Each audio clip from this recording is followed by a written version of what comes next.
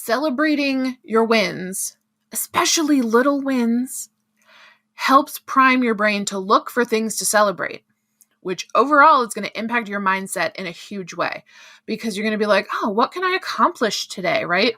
Not, oh, I only got one thing done today, but like, I washed my hair like a badass. Yeah, badass. You did wash your hair.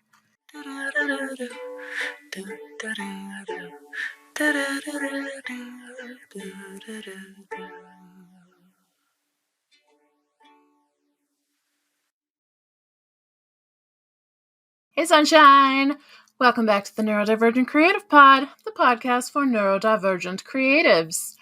And today we are talking about productive procrastination. What's that?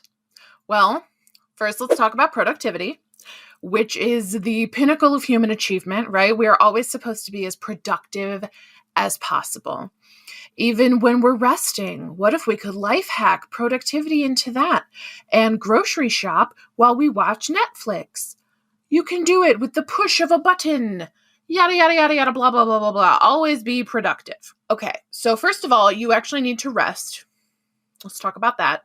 I think you need like 42% of your time, like your aliveness, should be dedicated to rest. I'm pretty sure that also includes sleeping. But you need more rest than you're probably getting. So in the balance between productivity at all costs and resting, let's rest a little more, okay? Like there's a balance. And also, the more you are rested, the more productive you will be in the time that you actually have. That comes up for me all the time. Like if I'm feeling really sluggish and slow and I just like my brain is not there, I will push a meeting. I will cancel what's on my calendar and take a nap instead. It's better than making myself do it, because if I make myself do it, it's going to take like 3 times as long as it would if I was actually feeling refreshed and ready to work. For instance, recording these podcasts was not on my list today, but I was feeling really energized. I was feeling really good after a walk around the block with my dog. So I know that she's going to be chill. I know that I'm hydrated. I know that I had a coffee. And I was just like, you know what? My hair looks good. My outfit looks good. And I feel like I could talk to the camera. So here I am. Delightful, right?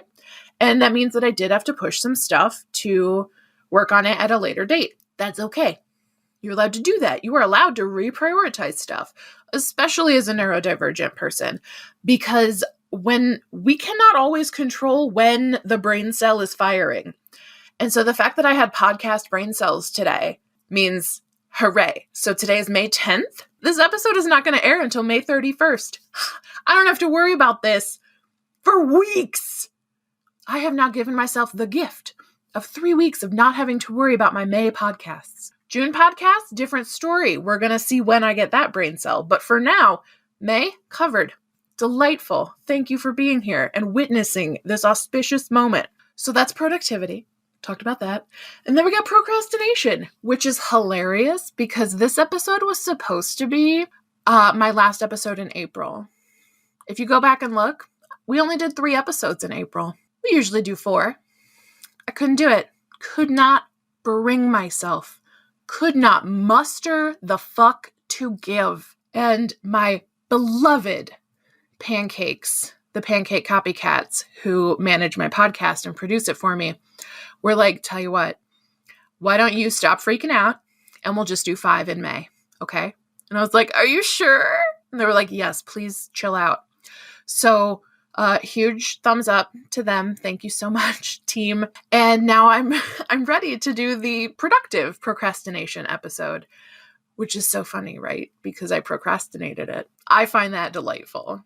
If you too find that delightful, please tell me in the comments because it feeds me. It sustains me. Another benefit of batch recording these is that my table is still more or less clean and you're not going to see the mess that I make in the next 3 weeks. Until June. So do feel free to call me out if that table gets messy again. You have my approval. So productive procrastination is when we are procrastinating, but we're like doing something that's at least kind of productive. Like maybe I don't send out an email that I need to send, but I did the dishes. Or maybe I have on my to-do list, like to organize some notes for a blog post and to write that blog post. But I come in and I'm like, my desk is messy though. Couldn't I clean my desk? And so like you're doing tasks that are technically productive and technically might even be on your to-do list, but the urgency of them or the priority of them is not necessarily what you, quote, should be working on. Now, sometimes this is a trap and you will just do the productive procrastination forever, but you can actually use it strategically. You can use it as a way to like get a little dopamine boost by finishing the thing. I personally, like when my desk is clean and I see it, I'm like, oh, so clean. So good. Look at it. I can do anything.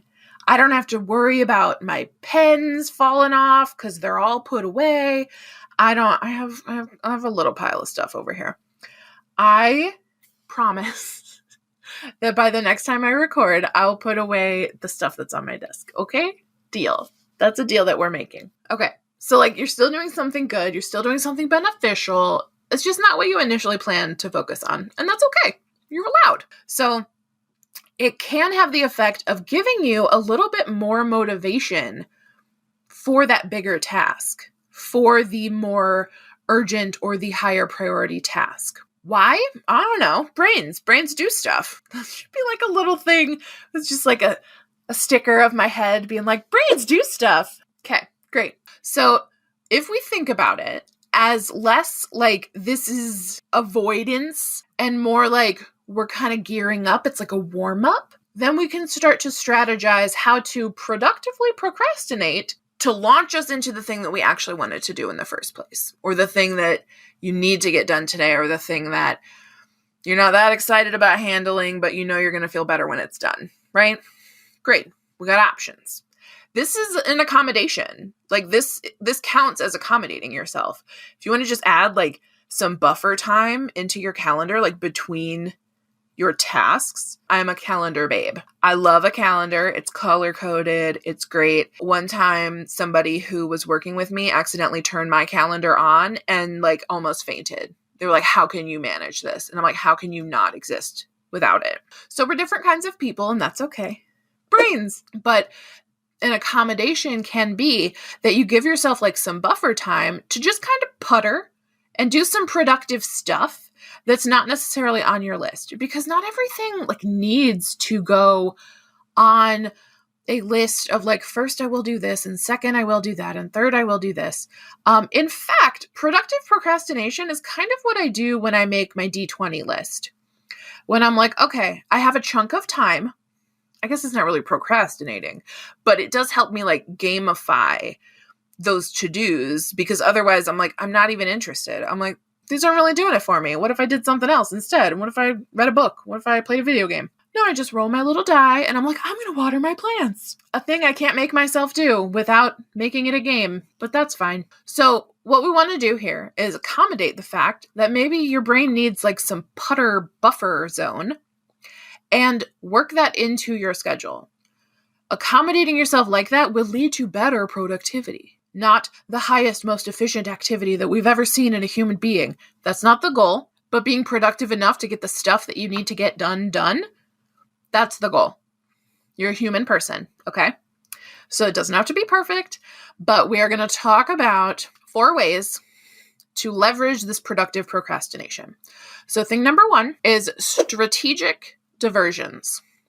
So this is like little tasks that seem unrelated to the larger task at hand, but that are like small and easy, like organizing your desk, or even like jotting down like 3 sentences of like what you want to do today. It's just something that's like little and that you can check off. Done. Love it. This starts to get your brain in the mood of like, oh, okay, we're doing stuff. We're getting like momentum. We're getting the inertia of getting stuff done. Love that. We're tricking the brain. We're going on an adventure where we're going to get some stuff done. Excellent.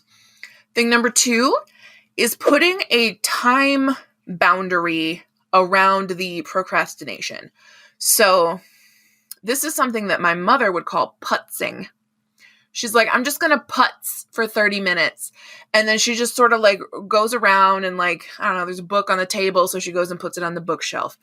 There's some cups in the dish rack. So she puts them in the cabinet. She just sort of like goes around, notices stuff, and handles it for 15 minutes, 30 minutes. And that's a great one. I love it. This is how I've realized that the autism came from mom.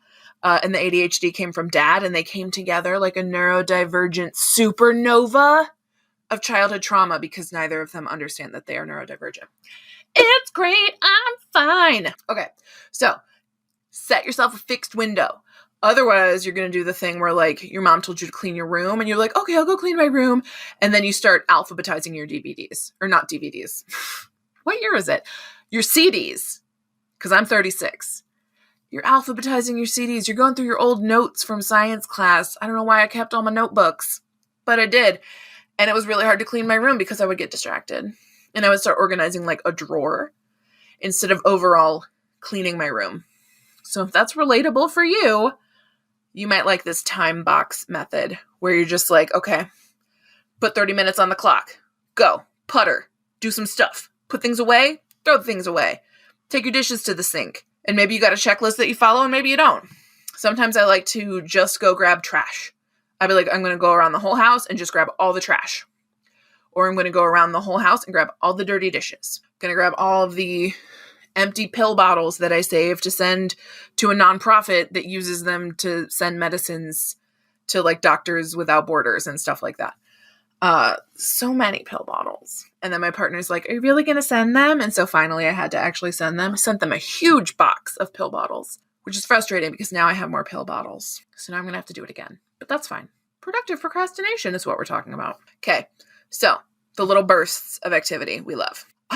Using the momentum or the inertia. This is thing number 3. So like maybe you've cleared off your desk, or you have alphabetized your spice rack, or whatever you have done.